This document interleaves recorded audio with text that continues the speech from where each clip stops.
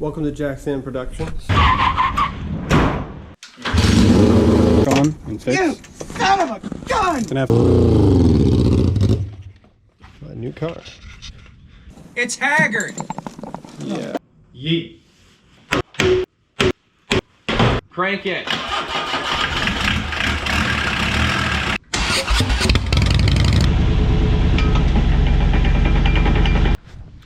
Alright, welcome back to JackSam Productions and part 3 of the Yukon trailer build. Let's jump into it. Alright, so as you guys saw last time, I got the frame done in the front of the trailer. And yeah, since then, I've painted it and I've also ran the wiring like I said I was going to, which I actually went ahead and tucked it into the frame rail here.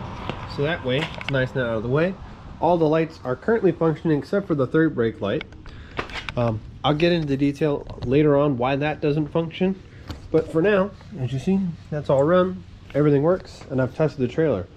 So for today, what we're going to get into is I have to build, excuse me, I'm building brackets to mount the safety chains onto the front here. And we're going to be building that out of C-channel. And yeah, that's about it. So let's go ahead and jump on into it. I'm going to get things set up so we can cut up the pieces, and I'll explain what we're doing in just a minute. Alright, well, as you see here, we have the two pieces I cut out to make the mount for the chains we got to build. And if you look, it's going to be nice and simple. So I'm using C-channel, which is a bit of overkill. Basically what we're going to do is we're going to drill holes so that can notch into there, and we can weld the mounts for the chain right in between the two bolts. Should be more than strong enough. I mean, C-channel is pretty damn well overkill, so yeah. So there's the generic unfinished pieces, and let's get to the finished product. Bam. Not quite finished, but I thought I'd show you guys these before they get painted and everything. Now these welds aren't the prettiest, but they are plenty strong enough. Got plenty of heat through it. So now I'm going to take these, do a little bit more cleaning up, paint them, and I'll be right back. And there we go. Looking pretty decent in paint. Paint's not perfect. My can was running out, but it's covered, shouldn't rust. There's also primer underneath, so the primer is good, but the black's a little meh. But there it is. So now I'm going to throw them on here, which is playing with the front end a little bit. So give me 1 second, and we'll throw these on. Bam. Safety chain mount, it's all nice and hooked up. Looks good. And of course, I believe it is more than strong enough for what I'm doing. Hopefully it's never needed anyway. And then there's plenty of slack in the chain, plenty of swing allowed. And eventually I'll make something so I can put these up for when I'm off-road. So that way they stay out of the way and don't drag everywhere. But for now they're good. And as you see, I think I already said it, but playing around with the front end. But now for the rest of the video, we're going to come inside the trailer. And well, first off, I have to get some of the junk out that's been kind of piling up. And also I have to figure out why it leaks, because it is soaking wet right here. So there's a leak somewhere. But for now, I'm going to go ahead and take a second, clear this out, and we'll be back as soon as it's empty. Alright, so now to the interior. As you see, I got it nice and cleaned out. All I got to do now, clearing out wise, that I'm going to do for today, I'm going to take the front seat belts out because they're very much in the way and pretty easy. It's just these two Torx bits. They are size T50s. The back ones are a little more of a pain in the butt because you have to remove a bunch of trim back there. I did that in my other truck before. But yeah, so as you see, I've got the beginnings of the bed here. So the plan for this is I'm going to build a frame to hold all this together. I've got a futon mattress to go on it. I'm also going to put a sheet of plywood down so it's a little more comfortable. It kind of gets rid of some of the waviness. Excuse me. Which that'll also allow us to have some storage, because I'm going to have the frame about level with the floor in the back there. Yeah, so that's the majority of what I want to do in here today. But eventually I actually want to build a little mini kitchen for the back here. Probably take about half of that rear section up with that, but I want to make it so that you can get to the kitchen from outside and inside. So if there's ever inclement weather, which, you know, for the stove that I'm going to put, I'll have a little vent and everything. I'm going to do that. We might play with some wiring to try to get the interior lights to be able to be powered. Eventually this is going to have its own battery, and I'll probably do solar panels as well as having it be able to charge off the tow vehicle. Yeah. Oh, and I need to figure out a way to fill in all the holes and such. This is just tape. There's a lot of openings in the firewall, so I need to fix that. And yeah, that's all I can think about today. So we're gonna I'm gonna pull these seat belts out, kind of piece some stuff together for the bed frame, and then I'll show you guys how I'm gonna build that. So give me 2 seconds.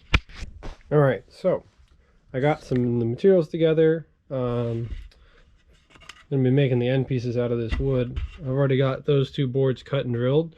So basically they're gonna connect these 2 frame rails that I have. So I'm gonna go ahead and bolt all of that together, and I'm gonna switch to a time lapse for that so you guys can see it. And then I'll be back when that's together, and then we have to figure out planning the rest of it, because I also have to add the plywood here, which is gonna give it a bunch of the strength. But I wanna put it all together first so I can get an idea of where it's gonna sit and where we're gonna need legs.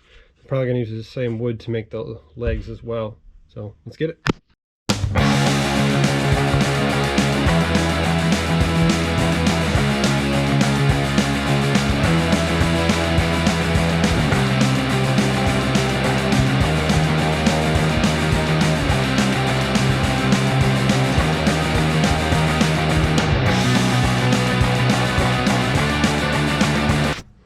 All right, so here it is. Obviously it's not finished, but I just wanted to get it in place. I've got the frame together and it's very sturdy. The game plan now is I've got a sheet of plywood that I have to cut down to fit on this, and basically I'm gonna screw the plywood to the frame here once it's cut to size. I'm also gonna add some kind of braces to help hold it all together. That way there's not a weak point in the middle. Yeah, do that. I think my game plan is I'm gonna have a leg here, there, and I think I'm gonna have one in the center on both sides, which I should have plenty of this stuff for that. So basically what I'm gonna do is I'm gonna cut these to length. I'm gonna screw it into the center here. Where's the middle? Right there, right where that hole is. So I'm gonna screw the board directly in the middle so it's the most support. I'm gonna screw into the back side of here. The only downside is the hardware, but we'll make it work. And I'm going to screw one to here and one to over there. Or I might use the 2x3 for the back too. I don't know. I'll just add the material here in a minute. My time-lapse camera died. It showed this whole process though, thankfully. I think it had like 3% battery when I shut it off. But for the next parts, I'm just going to chime in and update you until that charges back up, but there's nothing exciting that's going to happen. I'll get to it and I'll be back in a minute. All right, so quick update. Kind of got busy today, didn't get as much done yet. Still time, but either way, I'm gonna try not to ramble too much on this one. So as you see, the plywood that I was talking about earlier, and if you look underneath, you will see the frame. And so what I ended up doing is I actually screwed through the wood into the frame. I used these little sharp point lathe screws. So they're meant for putting, like, I guess, metal onto wood, but they actually work really well as self-tapping screws. For this particular thing I used 1 inch, excuse me, I used 1 inch because this is I think 5/8 ply, I can't remember, but these ones leave just a little bit poking out, so it works out perfectly.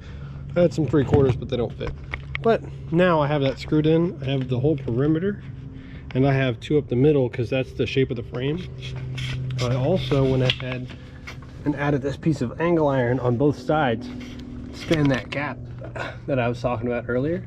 So now it should be extremely strong. Like, there shouldn't be any movement in that. Yeah, so now I'm gonna clean this up a little bit, make sure none of the screws are poking out the top. Like, this one's just a little higher than I'd like. And eventually I'll probably put carpet or something on top of this, and then of course the mattress will go on But I just wanted to show you guys that because when I put it in the truck, it's gonna be a lot harder to show you underneath and around it. For now, I'm gonna go back, like I said, clean it up. I'm gonna round these corners so there's not just poking, and probably take a quick sand to the edges. So, all right, I'll see you guys inside the truck. All right, so as I was talking about, I've got it in here. So if you look, I went ahead, rounded the corners, I built the legs for the frame, everything like that. And it's a little heavy, but I can lift the frame up and we can get to the storage underneath. And it is extremely strong. Myself weighing about 180 pounds, and my buddy over here, Cole. How much do you weigh, Cole? Like 260. 260. Holding the damn sledgehammer. Both of us hopped up on here, and this thing didn't creak or squeak or move or nothing. So it is resilient. It is definitely overkill, which is good. So that means at no point down the road should it ever let go. The one problem is the futon mattress is very clearly not enough cushioning, but that's an issue from down the road. But as you see, we have plenty of space right here, so that way I can climb up in here and we can make our way. Sorry, it's dark. To make our way through there. There's plenty of room to walk, plenty of room to sit, have your legs down. And I, as being 6'1", can just about sit up straight in here. I can sit up and kind of be slouched, which I normally do anyway. But yeah, so it's all good. This is fitting up how I wanted it to.